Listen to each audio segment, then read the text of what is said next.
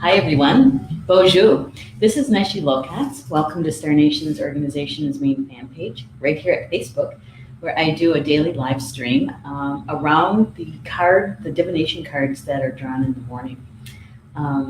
It is Thursday, January 17th. Yeah, the month is flying by, isn't it? It certainly is.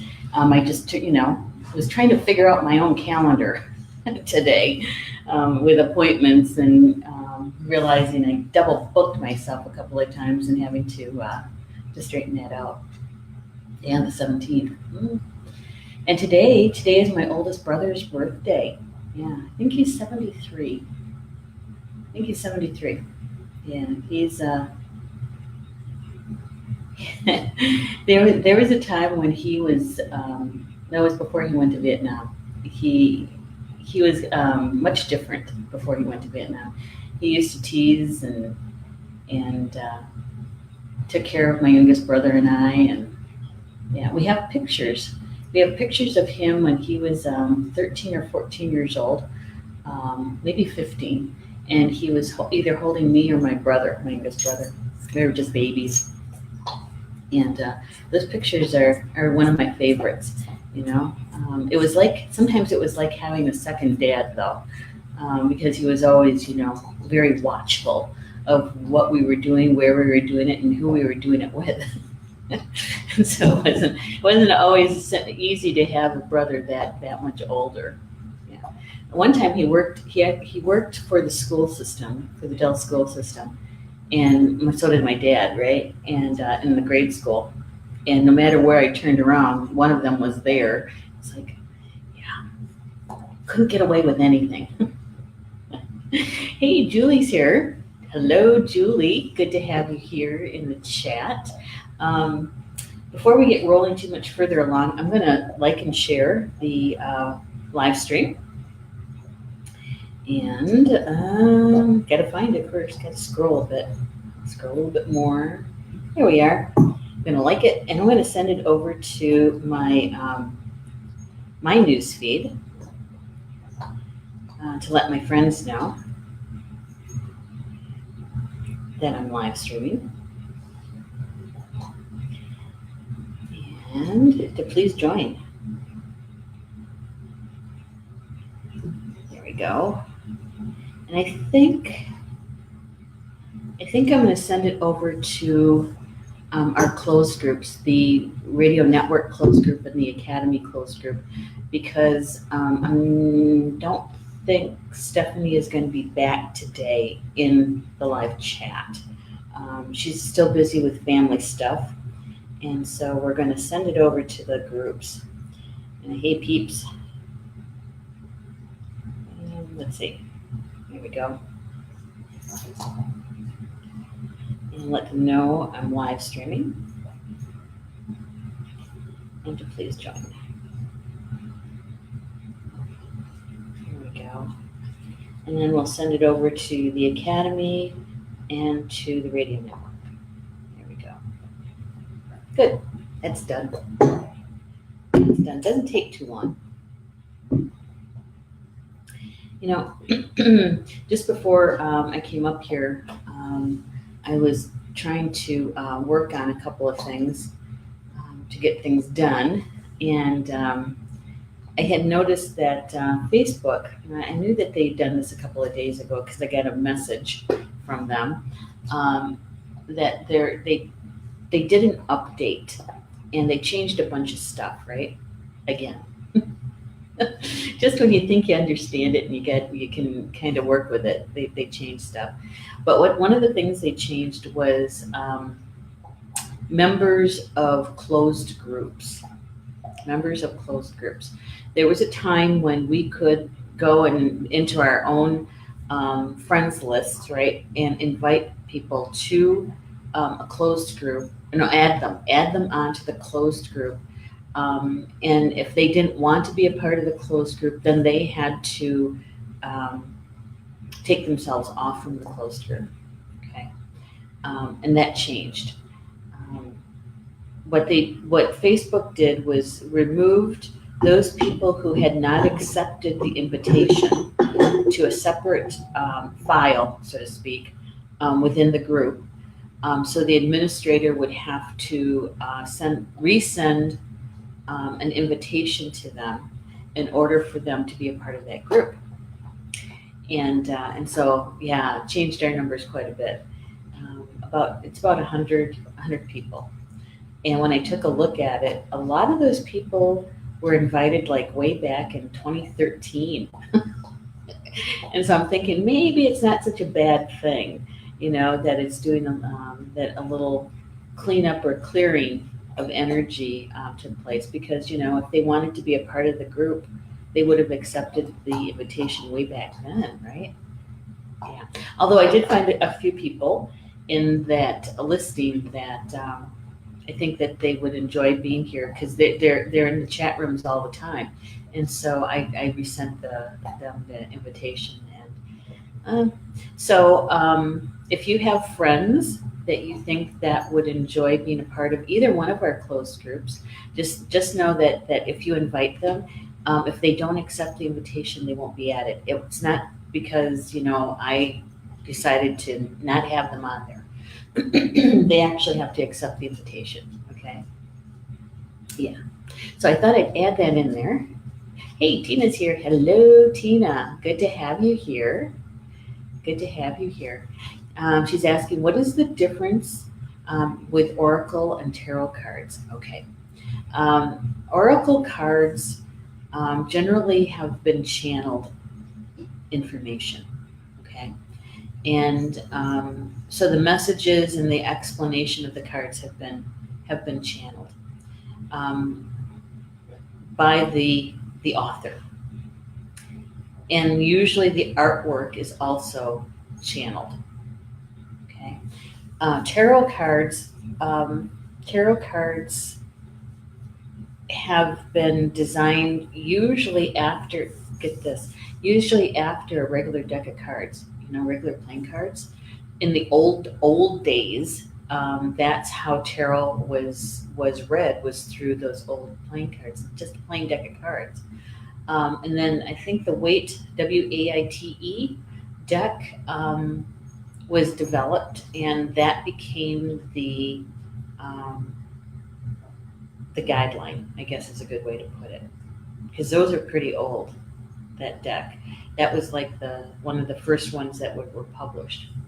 But that is a really, really good question, Tina, to ask Julie Hedges, because I know that I think it's in her book. I want to say it's in chapter 1 or chapter 2 that she explains where the tarot comes from.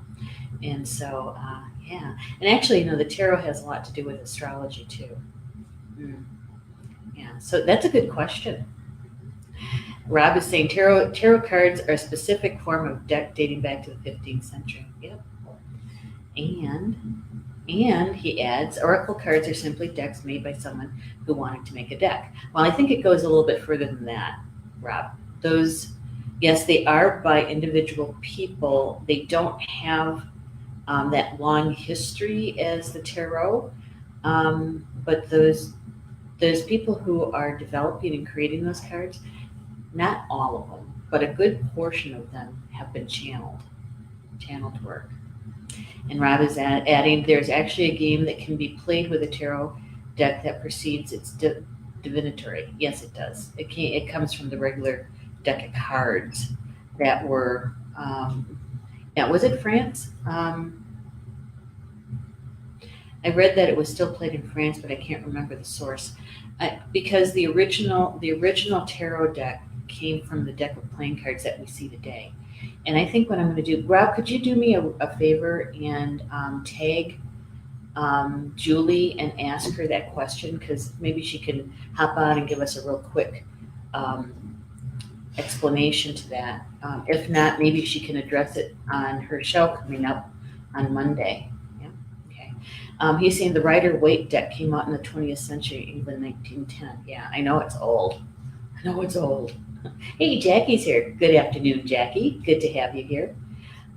Rob is like an encyclopedia with this. Some decks are better than other decks. Yeah, they are. The oracle decks, yes. You really have to discern.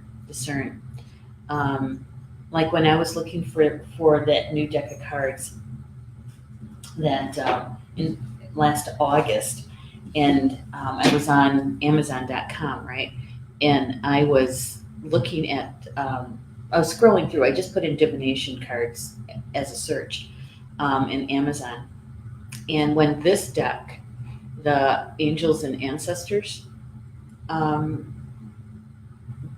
photo came up, literally, it felt like it jumped off the screen at me. You know, definitely wanted me to look at it. My team, my spiritual team, and so I read it and did a dowsing on it to see the calibration of it. And it's got pretty high calibration. It's not quite 500, but it's pretty high. And that's how I selected that one, you know.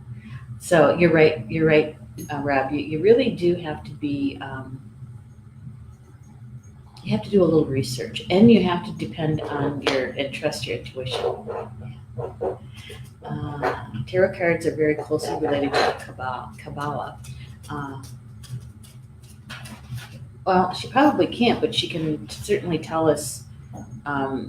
Tina's question was a really pretty simple and direct question. What's the difference between an oracle deck and a tarot deck? You know, she wasn't asking about the Kabbalah. So I'm sure Julie could probably give us some insight to that, right?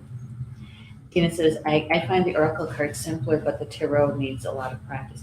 Well, yeah, personally, the tarot is a very ancient language, and so you're really learning a language with it, and you are tapping into your own intuition. Yeah, I feel the same way actually. You know, it has the same feeling to me as astrology. Because neither are what I would call my ally. I am not proficient at it. It's the glyphs and that kind of stuff. Because I'm dyslexic sometimes, like when I'm tired with numbers. So with the astrology, I literally go to somebody who knows more about it than I do. That's more of an expert. And here's Julie.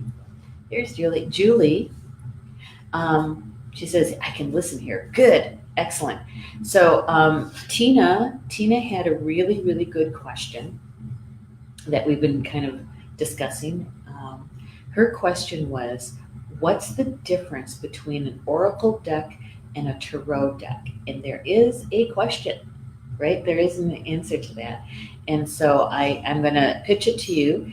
And if I know that your show's coming up on Monday, so if you could kind of bookmark that question if you want to go a little bit more in depth. I know you're at work and it's kind of hard to get really into the nitty gritty of it. So I would appreciate that. And Julie is saying, tarot is a specific set of cards, 78 cards exactly, 22 major arcana and 56 minor arcana. The cards, 56 cards. Yeah. I didn't even mention that. See, that's why she's the tarot journey lady. Yeah, that would be great if you could do that. Or if you want to jump on and do a live stream on it, that would be great too. At any rate, Tina, Julie will answer your question as best she can when she can. Okay. Yeah. Because it's a great question, Tina, and there's some depth and breadth to it that Julie can really add to that. Yeah. She's still going. 56 cards that have 4 suits, wands, cups, swords, and pentacles. And I do admire people who have the ability to really know the tarot and can do the readings and the spreads and that sort of thing. Because it's Julie's the one who taught me this, because it's a language. It's a language. Whereas I think the oracle decks are really relying solely on our intuition and the channeled work by the authors. Right? Yeah. Yay. I'd be glad to talk about it on my show, she says. Julie says. Thank you, Julie. Thank you so much. Can't wait for that one. That's a good question. We also have something that Bobby contacted me about. Maybe a Star Nations Academy night. Oh, that would be a really good idea, Julie. Yes. We usually do Thursday nights because early in the month, because we don't have any shows on Thursdays early in the month. I'm trying to think. The fourth Thursday, which is the 24th, we don't have an evening show. We have an afternoon show, 2 afternoon shows on the 24th. If you'd like to do one then, or the first Thursday of February, you can do that. Either one of those, but works into your schedule. Okay, just let me know. Tina says, Julie, I'm planning on getting your book. Yay. Thank you, Tina. Thank you. Yeah, I don't know. I should know this, but I don't. I don't know how many books Julie has on hand. I know that we recently did a shipment, but she could have sold all those. It's possible that if you want a signed copy, you might want to ask Julie about that, Tina, okay? Or you can get it through lulu.com or Amazon or Barnes & Noble. In fact, I could put the link in the comments after the show on where you can get that. Okay. Hey, and Bobby's here too. Hello, Bobby. I was just going to mention you. Hang on. We're going to say, Julie is saying Tina Bonnett. Love it. War Bonnett. Love it. Okay. I was just going to mention you, Bobby, that you had, we'd kind of been messaging back and forth a little bit earlier today. And Bobby was in meditation and had a message come through that might be helpful to some of the people in our community, and especially on the live streams, and specifically this one, that maybe some people may be so new to their conscious walk here on their earth walk, on their spiritual journey, that they might need a little bit more about grounding. Because, almost every day I ask you guys who grounded, right? And remember in the very way in the beginning, like in December, a long time ago, right? It was right around the 1212 gateway. And we were talking about the importance of being grounded. And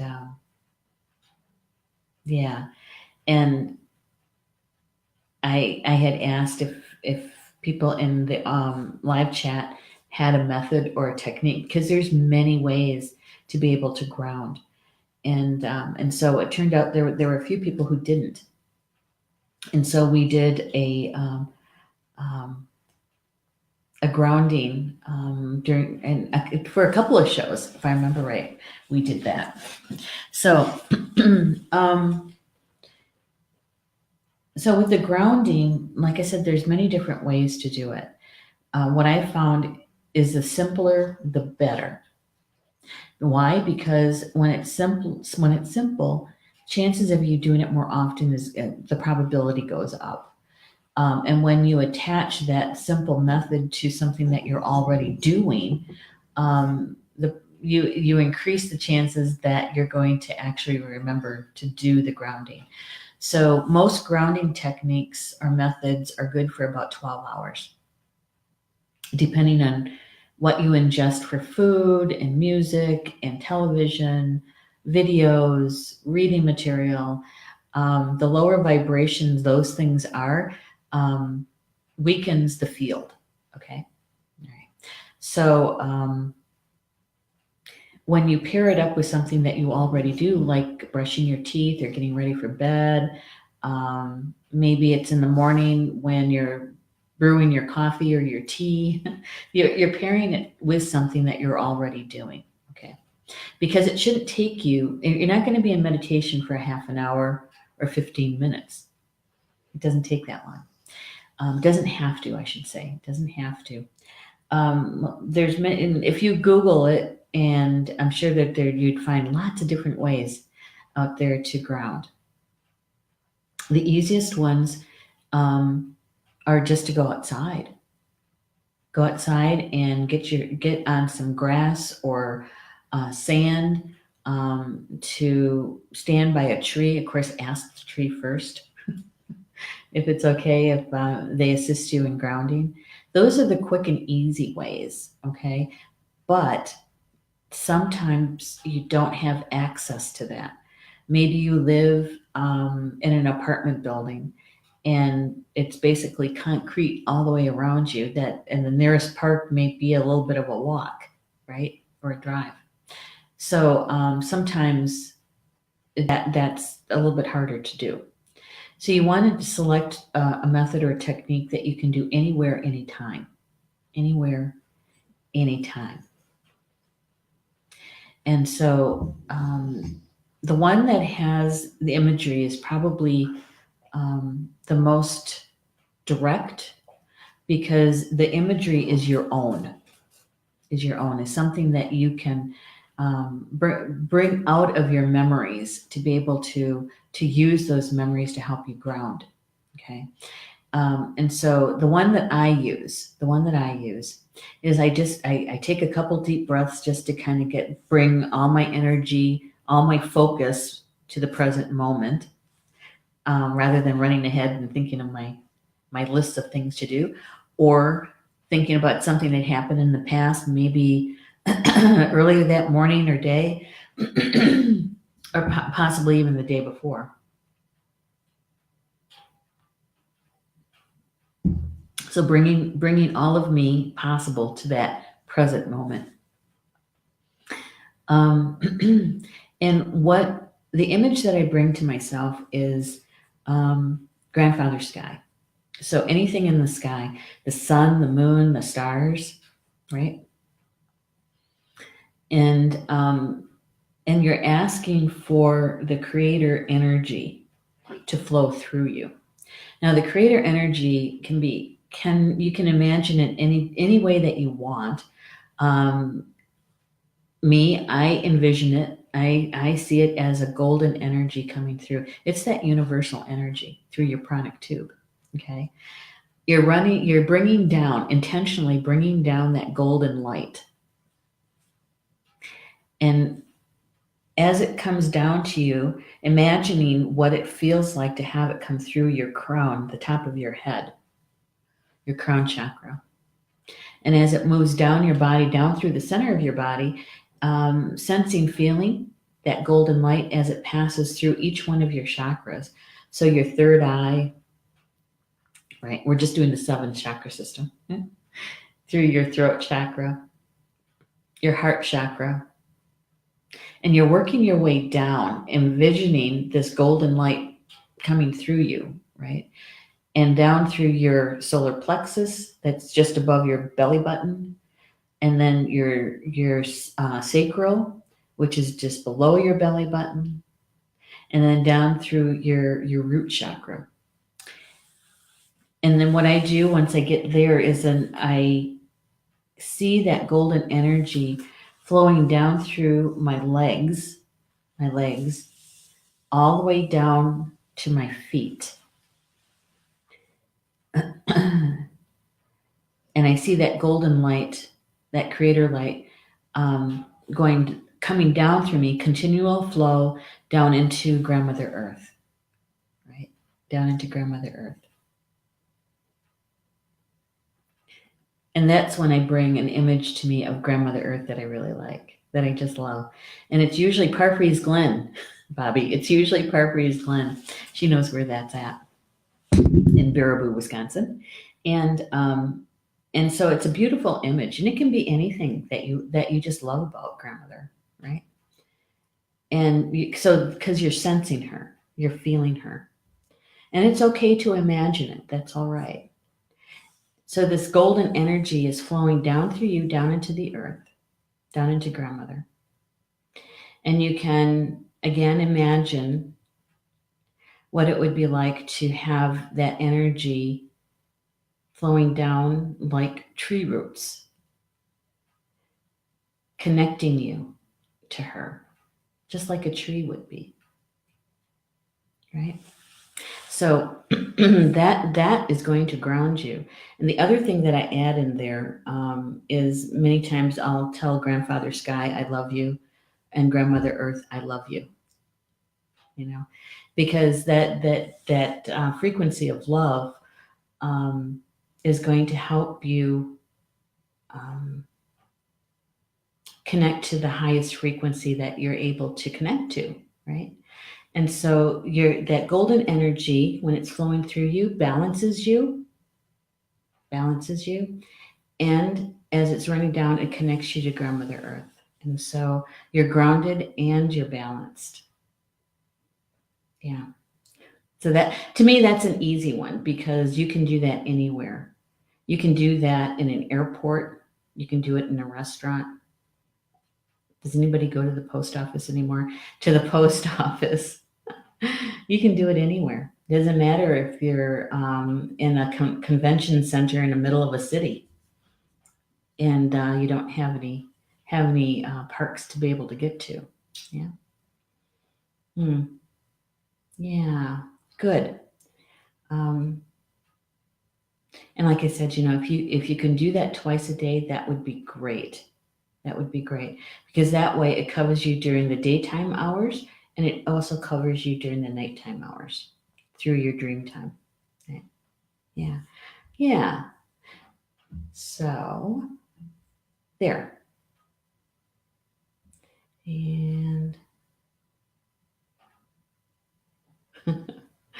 Julie is thanking Rob for reminding her to jump on. Yeah, thank you, Rob. We appreciate that. You're welcome, Julie. Yeah, and depending on what kind of day you're having, you can always bring those images that you just love about Grandfather Sky and Grandmother Earth to you. It's a little bit like daydreaming a bit. But when you bring those images that you just love about them, it reminds you of their energy. And when you tell them that you love them, you can sense, feel, or even see their love surrounding you or coming to you. It's just turning your attention to it. Yeah, it's good. Tina's saying, I just read that the gross ventre of Montana call the Creator's supreme being and have a hierarchical of beings they call upon. Yeah. Mm-hmm. Yeah. Like I said, Tina, that I think it depends on, their belief system from nation to nation. It's like the Maya. The Maya believe that there's the sun, right? And it represents it's the symbol of what we would call Grandfather Sky. But for them, then there's also the central sun of the universe, and that is where the prime creator resides. And so a lot of their ceremonies involves the central sun. And I should bring it with me or show you a picture. Tomorrow I'll try to remember to have a picture of it. It's the galactic butterfly, the Hunanku. And they say that symbol is the universe and how it wraps around itself. Let's see if I can show you like that.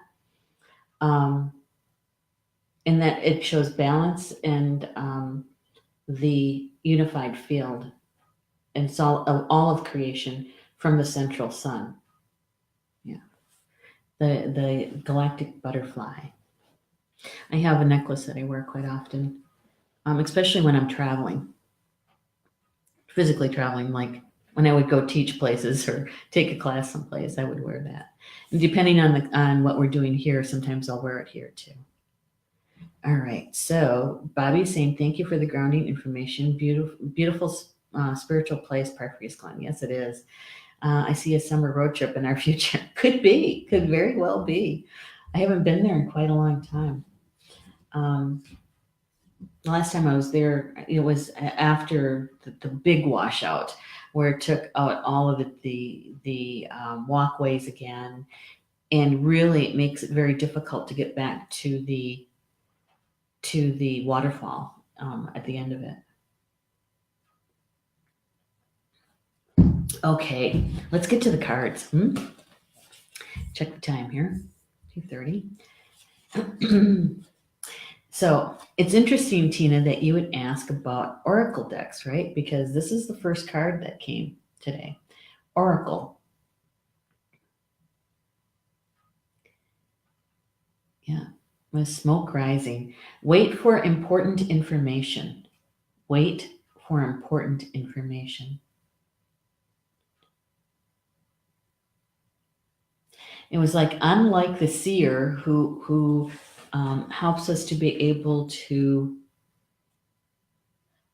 see something that's going on in our life right now or in the near future, right? And that if we want to have our life a certain way, that we can change our intention, right? And then we can change the outcome or create something better. It's a better way to put that. And with the oracle, it really is about seeing the future. They call it predicting the future, and I don't know, I can kind of understand that in a way. And there's a part of me that does this. Wow, when they put it like that, the predicting, that always feels like it's not true, or there's skepticism added to that, right? Prediction. But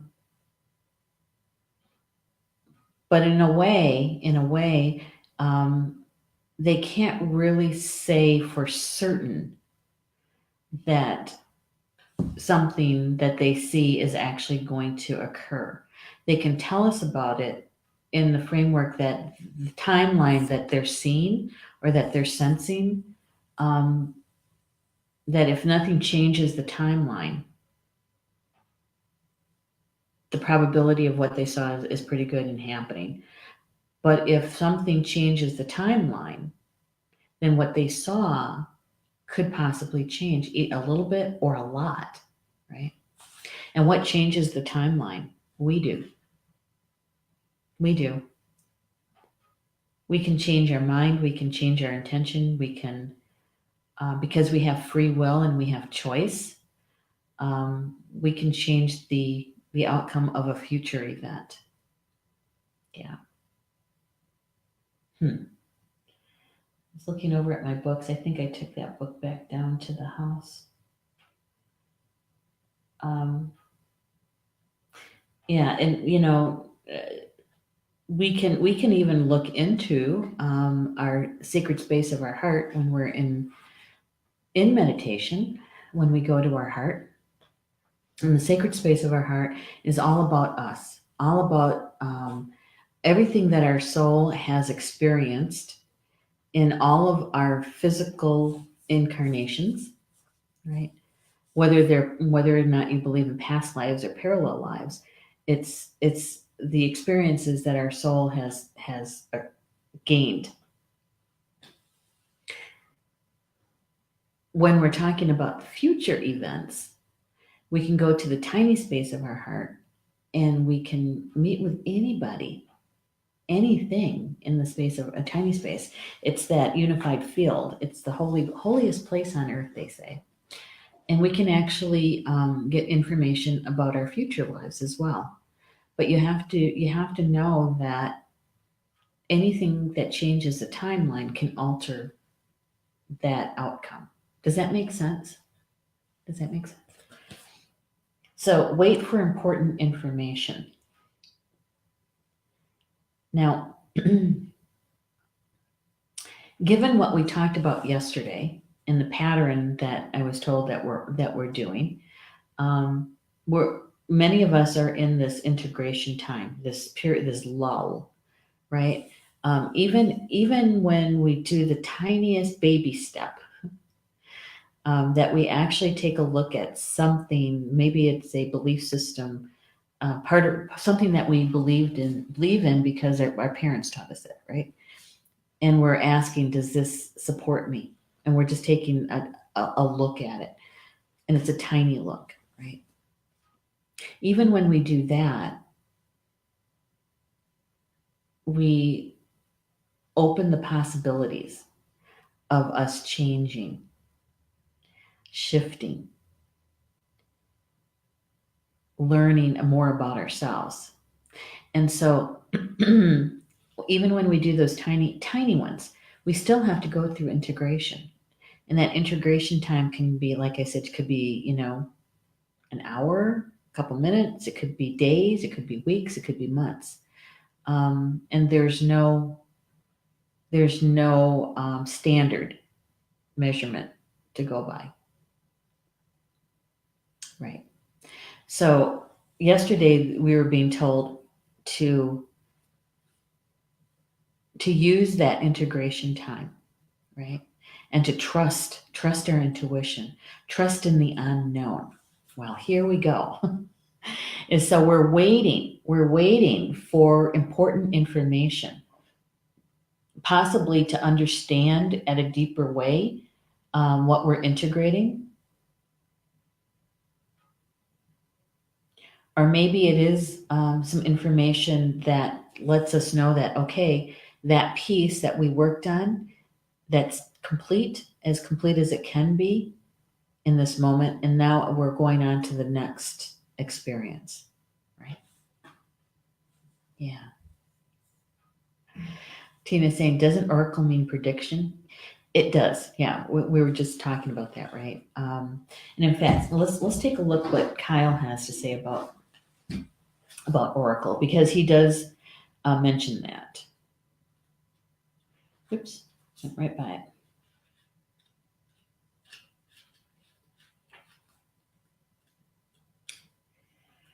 I went right by it and then I had to go through it again. Here it is. So the message, according to Kyle, his channeled work, it says, be open and receptive to information. Gather facts so that you can make a decision that is in line with your integrity. The oracle is the truth speaker and the insight bringer.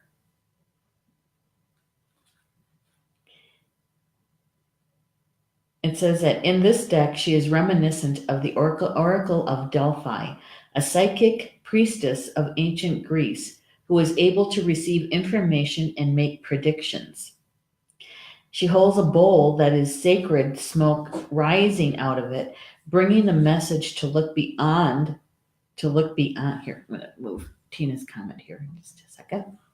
To look beyond all that you can see and gather information in order to make an accurate evaluation of your current situation. So yes, it's about predictions, and it's looking into the beyond, into information that is really a part of the unknown, right? That you're reaching into what I would call the collective consciousness, to see, given the information and given the intention, what are the possible outcomes, right? What's the possible outcomes? And so you're reaching into the future, into the ethers, into the future, to divine, to predict, And if they're anything like a meteorologist, it's about 50% correct. Yeah, 50-50 chance, right? Hopefully your intuition would be much better than that. Rob is saying oracle refers to a priest or priestess acting as an intermediary. Right. That's exactly what Kyle said. And Rob is saying the I Ching itself is referred to as the oracle. Yeah, it's true. And Julie's saying good one. And as you use oracle cards, you and your intuition are the mediary, literally the medium. That's right. That's right. So we tap more into our own gifts when it comes to bringing in information, and and trusting our spiritual team, right? Bringing us the details. Let's see, intermediary doesn't necessarily need to be a person. It can be the means used.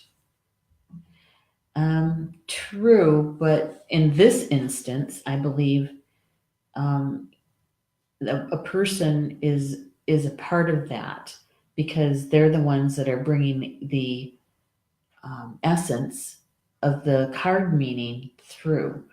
Their spiritual team is helping them to help someone, or maybe even just themselves, to understand the meaning and the essence of that card for them, particularly. So when we do this group card and we're sharing information, and we're each taking it in, not all of the information possibly is going to resonate with everyone. And so what we do is that we feel what feels right to us. What does that feel good? I get that. Or I got goosebumps, right? It might not be about the whole thing, but there might be a piece of it that rings true for you. And so I do think, Rob, you do, in this instance anyway, we do need a person. I'm not sure. Let's see. Let me think.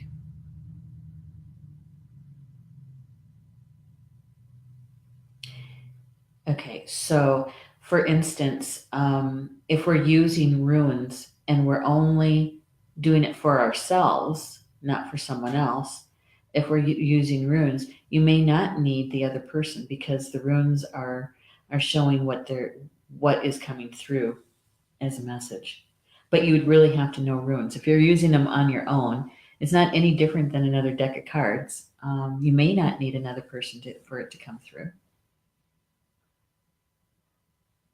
Yeah, I think that's what you mean. Oh, good. You're going to clarify. It says, by that I mean you don't necessarily need another person. I don't know what that word means. That is, I can't even say it. When you're assessing for yourself, that means are the means are the media. Exactly. We're agreeing with you, Rob. We're agreeing with you that if you're doing it for yourself and you're not including another person, yeah, you don't need that intermediary, really. That's when you really trust your own intuition. Yeah, you trust your spiritual team. And it's very empowering. It's very empowering to do that. Thing is that when we are having a life event, one of those times when it's an opportunity for soul growth, in other words, you're going through an issue of some kind, right? Sometimes our emotions are so strong, whether we're sad or angry or maybe we're grieving. And when we're like that, our emotions kind of we can't hear our guidance. We can't hear or feel or see our spiritual team as clearly. And so that's when we need someone to come in to help us. Right.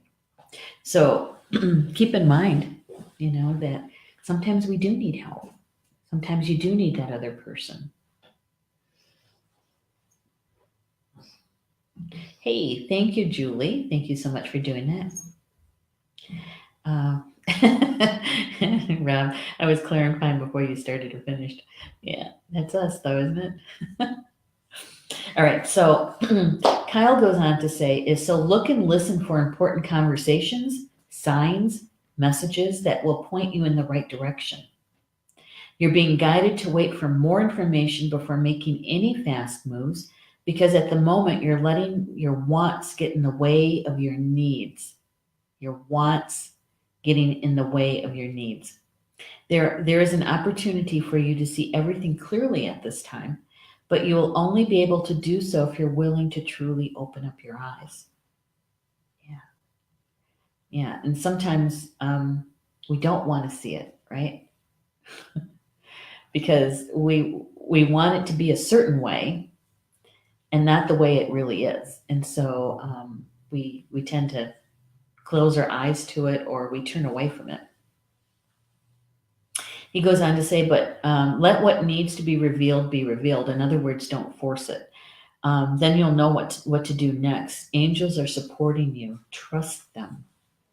That was the first card, Oracle. So many of us are in this integration time, this lull, and waiting for this next piece of information to come in, either to let us know that, hey, it's time to move on to the next whatever, or maybe it is more information that'll help you understand with more depth what you just experienced. So it's about that integration time. So in order to help us understand that first card, here's the second card. This is the Air Guardian. Air Guardian, right? And for me, the element of air is in the east. It's all about mental thoughts, the mental mind. Yeah. So what is the Air Guardian? It says shift your perception. Shift your perception. So maybe that information that we're waiting on, that important information, will help us shift our perception about something or someone. That's why it's important for us to wait for it. Because if we make a decision on whatever it is that we're deciding on, we don't have all the information. And we're waiting on the important piece to fall into place so that the decision that we make is going to be the best one for us in that moment. Right? Yeah.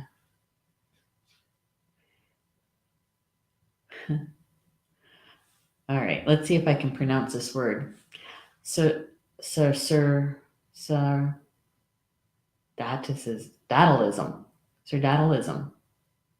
is a teaching amongst some religions. Catholic is one, Catholicism, and that teaches you need a priest or intermediary, so you don't have the direct access to the divine. I'm so glad you wrote that, Rob. Thank you. Yes, even though I can't pronounce that dang word. No, that makes sense to me, because that is the reason why I don't have an affiliation to one organized religion of any kind, whether it is Christianity, or whether it is a traditional Native American or any other traditional religions. That's the main reason, is because, we're being told that this other person is your connection to the divine or to the creator. And I've never, even when I was a kid, didn't agree with that. Didn't agree with it. All right. So the Air Guardian. The Air Guardian. She's come around a few times, hasn't she? This Air Guardian. Yeah. She wants us to be aware. Be aware of our thoughts. It says, change the way you think and you will change your whole reality. Change the way you think and you change your whole reality. The card represents angels of the air element. It represents thoughts, thinking, and everything that's happening in the mind. So they can help us to overcome any thoughts that have come back to haunt us from the past, and to see the world more clearly. So, have you ever done that? Have you ever had something happen and it's like you can't let it go mentally, that you keep going over playing it over in your mind, the sequencing of what happened? They came in the door, they said this, they did that, and you replay it. It's like you're caught in this loop. this mental loop, and you keep thinking about it, ruminating over it, over and over and over. Yeah, and those are the ones where we need a disruptor. We need something to come in and disrupt that, and put an end to that cycle, that loop. Aw, thank you, Rob. Sacerdotalism. Thank you for putting the pronunciation in there. I appreciate it. And how do you say that in Potawatomi then? Yeah, if only I knew, right? Okay, so Kyle goes on to say that the angels are guiding you to change the way you think about certain situations. It's an opportunity to learn about your way of thinking. So maybe that's what we're waiting on, right? And when you bring these two cards together, is that we're waiting on important information to come through, right? And this one is about how we think about something. Maybe we need to change that. Maybe it is about, here's a good example. That we use a variety of negative words. And by that I mean that we might be using no or never, don't, those kinds of words in our, when we think and when we speak. Because the universe doesn't see or sense those negative words. It doesn't exist in there. So here's an example. There's there's a federal program that says something like no child hungry, no child hungry. And so the universe or spirit doesn't see the no, it sees child hungry. Yeah. Or here's one that I had to learn how to do differently. This is talking to my husband, Paul. It's like I would, in the old days, I'd say, don't forget to do blah, blah, blah. Don't forget something, right? And what would happen? He'd forget. So when I realized my thoughts and my words, it was like, oh, okay, we can kind of flip that around a bit. And then I started saying, please remember blah, blah, blah, right? And he started remembering stuff a lot more of the projects that we're doing, especially when you're working and renovating a house. How many trips can you make to the hardware store?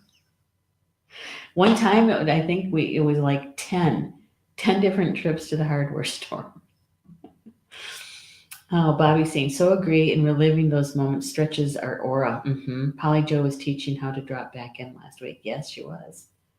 Yep. It's all that that there's a part of us still reaching into that incident or that event, and we play it over and over and over in our minds. And we really need what's called a disruptor to end that. And what's a good disruptor, is to see it from a higher perspective. A lot of times it's just telling yourself to stop and literally saying it to yourself out loud. Stop. Just stop. That would be me. Just stop already. That's not helping anything. Let's look at a way that would be much more helpful. And sometimes it is reaching out to a trusted friend or family member to say, you know what, I need to get this adjusted. Help me look at this from a different perspective, a higher perspective, or at least from a different angle, right? It's a disruptor. And check the time. Oh, got 5 minutes. Not even. All right.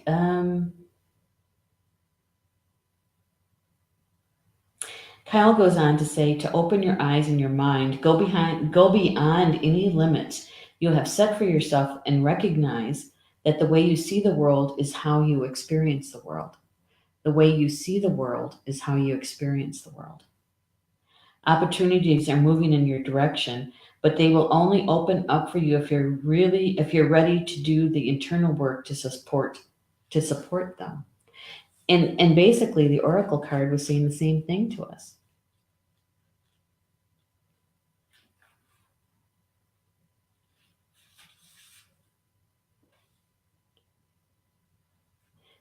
He said that there's an opportunity for you to see everything clearly at this time, but you will only be able to do so if you're willing to truly open your eyes. Yeah. So basically they're saying the same thing to us, but one is using the first card is using how we see things, how we see the world, waiting for that information so that we can make a decision that's going to shift us. We need to be able to change our perception, to see it clearly, but only if we're able to do the work, if we're willing to do the work. Yeah. So whatever is coming up next for us it's going to take more internal work. Yay! That means soul growth. That means soul growth. That means that we get to shift our vibration, our frequency again. And that's always a good thing. It can be enjoyable. It doesn't have to mean suffering. It doesn't have to mean a negative, right? If we can learn them when they're little, they can actually, some aspects can be enjoyable. It's when we don't open our eyes, unwilling to look at it, and resist, when it becomes painful in some way. Yeah. So let's do it while they're little. Be aware. Watch the synchronicities and the signs. Be connected to your environment. That's where it happens, where you're observant. You're taking in as much information as you possibly can, right? And being aware of it. That's what it means by living our lives consciously. So remember, whatever we talked about today, if it resonated with you, please embrace it. Pick it up and embrace it. And notice how, sense, feel, see, how the energy of today is unfolding for you, and where any of this information might be helpful, right? And if it didn't resonate, don't worry about it. It's okay. No worries. There's always tomorrow, and then tomorrow's card read. Or maybe you're the messenger. You know somebody who would enjoy the conversation or is looking for the information. You can always share the link to the recorded live stream with them. Yeah. So are you guys ready for the mini class tonight, the free mini class at the Star Nations Closed Group Academy Closed Group? I am. I can't wait. Polly Jo LeBay, she is the host of the live stream show Chakra Sessions and also Soul Connections. She is a contributing writer for us. She is a spiritual teacher. She has her own energy school out in Massachusetts, and she's answering a call. It came out of this afternoon daily live stream. We were talking about empaths one day, and I don't remember who it was asking about, they recently realized that they're empathic. That's one of their gifts that they came in with, was being an empath. But now what do you do with it? How do you live with this? and you might not even see it as a gift yet. And so this class tonight came out of that. I asked Polly Jo if she'd be available to come and talk to us about empaths and how our chakra system is one of our tools to understand that, and how to embrace it, that empathic ability as a gift, right? Yeah. So I'm looking forward to it. It starts at 8 p.m. Eastern, and it's going to be at the Star Nations Academy closed group here at Facebook. If you'd like to come, please do. If you're not a member of the Academy, you have to make your request to join. I would say by 7 p.m. Eastern time. Okay, because I'll double check to see if there's anybody that needs to be approved to come in, and we'll be able to do that. Okay, all right. So with that, enjoy the rest of your day, and we'll see you back here tomorrow at 3 p.m. Eastern for the daily live stream and card draw information. Bama Mina, that's in Potawatomi. That means until we see each other again. Love you guys.